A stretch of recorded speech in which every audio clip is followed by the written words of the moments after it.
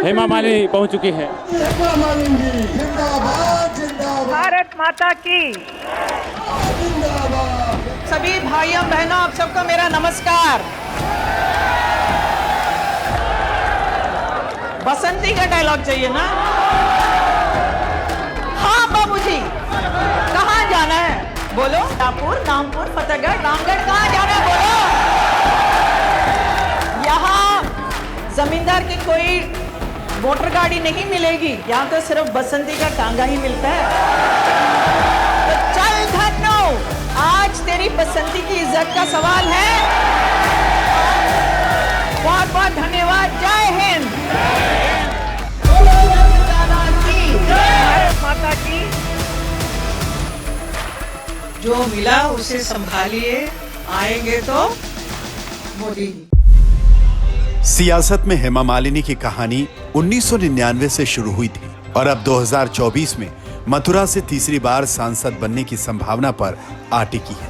भगवान श्री कृष्ण की अनन्य भक्त हेमा मालिनी की सियासी कर्मभूमि भी संयोग से कान्हा की नगरी ही बनी है। उनका दावा है कि उन्होंने मथुरा में विकास के लिए बहुत काम किया है, लिहाजा जीत की डगर कतई मुश्किल नहीं है।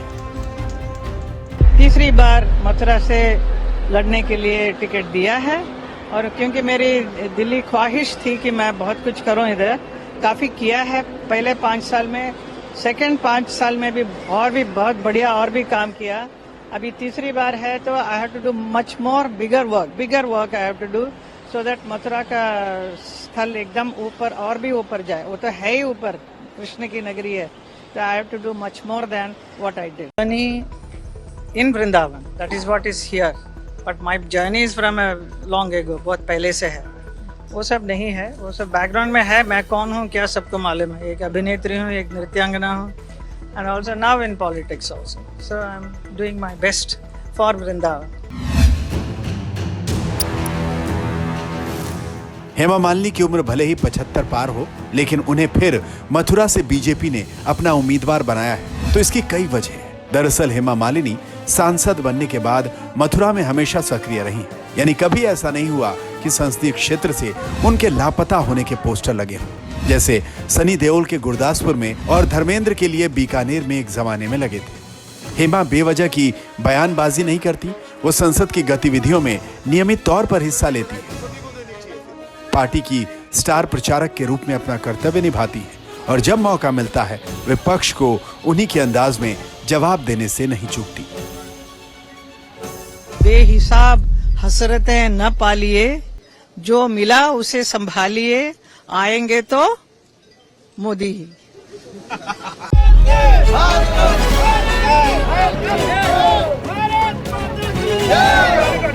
इसके अलावा हेमा मालिनी की एक पहचान दक्षिण भारतीय ब्राह्मण परिवार के महिला की भी है और ये बात भी सियासी बिसात पर उनके लिए मुफीद है। हेमा का राजनीतिक करियर अब करीब 25 साल का हो चुका है, लेकिन उनकी राजनीति में एंट्री की कहानी दिलचस्प है।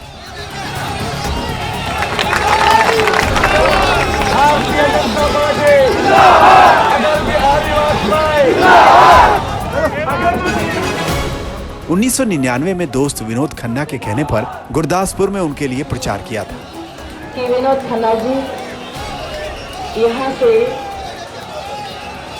चुनाव लड़ रहे हैं बीजेपी सरकार के लिए। मजेदार बात है कि जब कैंपेनिंग का वक्त आया तो हेमा के हाथ पांव फूल गए थे, क्योंकि उन्हें चुनावी भाषण देने का ना तो अनुभव था और ना ही हौसला। ऐसे में उनकी मां जया चक्रवर्ती ने उनका भाषण लिखा। हेमा जिस दिन मंच पर पहुंची तो उनके हाथ में मां की लिखी हुई स्पीच थी और इस स्पीच की पहली लाइन थी, मुझे धर्म जी ने भेजा है आप सबके बीच, मैं पंजाब की बहू।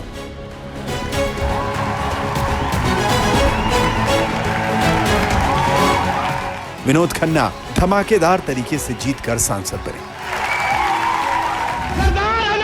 क्या हुआ? अंग्रेजों ने जगह जगह छापे मारकर हमारे बहुत से साथी पकड़ लिए हैं और अब शाही फौजें इसी तरफ आ रही हैं। औरतें और बच्चे यहीं रुक जाएं। अटल बिहारी वाजपेयी फिल्मों के शौकीन थे और क्रांति फिल्म के निर्माण के दौरान वो मनोज कुमार को कुछ सलाह भी दे रहे थे। उसी वक्त हेमा मालिनी से उनकी कुछ मुलाकातें हुई थी। फिर भी जब विनोद सांसद बने तो अटल जी ने हेमा मालिनी से राजनीति ज्वाइन करने को कहा। लेकिन 2003 में पहली बार सांसद के तौर पर हेमा राज्यसभा पहुंची तो मनोनीत सदस्य बनकर। हेमा मालिनी ने 16 अक्टूबर 2003 यानी अपने जन्मदिन पर ही शपथ ग्रहण की थी।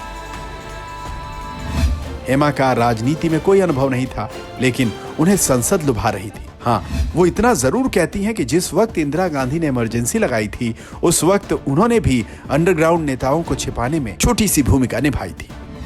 हेमा मालिनी के राज्यसभा में आने के कुछ ही दिन बाद यानी 2004 में बीजेपी ने धर्मेंद्र को बीकानेर से टिकट दिया। वो भी जीतकर लोकसभा पहुंच गए। इस बीच मनोनीत सदस्य होते हुए भी हेमा मालिनी ने बीजेपी ज्वाइन कर ली। हंगामा खूब मचा, लेकिन हेमा का कहना था कि वो खुद को बीजेपी की विचारधारा के करीब मानती है। हेमा बीजेपी में एक्टिव हुई तो पार्टी ने 2010 में उन्हें उपाध्यक्ष बना दिया और फिर 2014 में मथुरा से चुनाव लड़ने को कहा। हेमा कृष्ण की नगरी में आकर गदगद थी। उनके प्रचार के लिए धर्मेंद्र भी पहुंचे।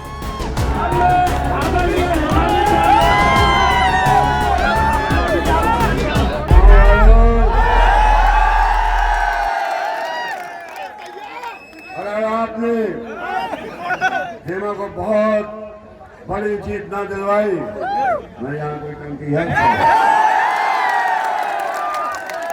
उस पर चल जाऊंगा। मेरी बहुत सी मासी चली आएगी, फिर वो मासी जी हेमा ने 2014 में राष्ट्रीय लोकदल के जयंत चौधरी को 3,30,000 से ज्यादा वोटों से हराया। फिर 2019 में भी वो जीती। 2024 में जयंत एनडीए के साथ हैं और ऐसे में हेमा के जीतने की संभावना बढ़ गई है।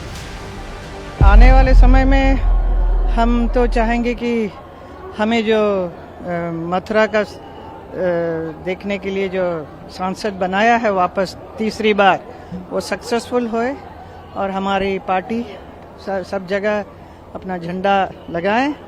और मोदी जी का जो कहना है 400 पार, ये तो ज़रूर होगा ही होगा। इन सब के लिए हमने प्रेयर किया। वो मथुरा के लोगों के लिए भी अब अजनबी नहीं है। राधे राधे। पिछले दिनों ही हेमा ने मथुरा वृंदावन में प्रचार प्रसार के लिए कॉफी टेबल बुक कराई थी, जिसके विमोचन पर सितारे उमड़ पड़े थे।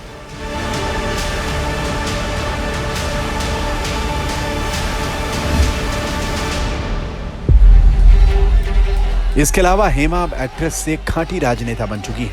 उन्हें लोगों को लुभाने की कला भी बखूबी आती है। बसंती का डायलॉग चाहिए ना? हाँ बाबूजी, कहाँ जाना है बोलो? रामपुर, नामपुर, फतेहगढ़, रामगढ़, कहाँ जाना है बोलो? यहाँ जमींदार की कोई मोटर गाड़ी नहीं मिलेगी, यहाँ तो सिर्फ बसंती का टांगा ही मिलता है। तो चल धन्नो, आज तेरी बसंती की इज्जत का सवाल है।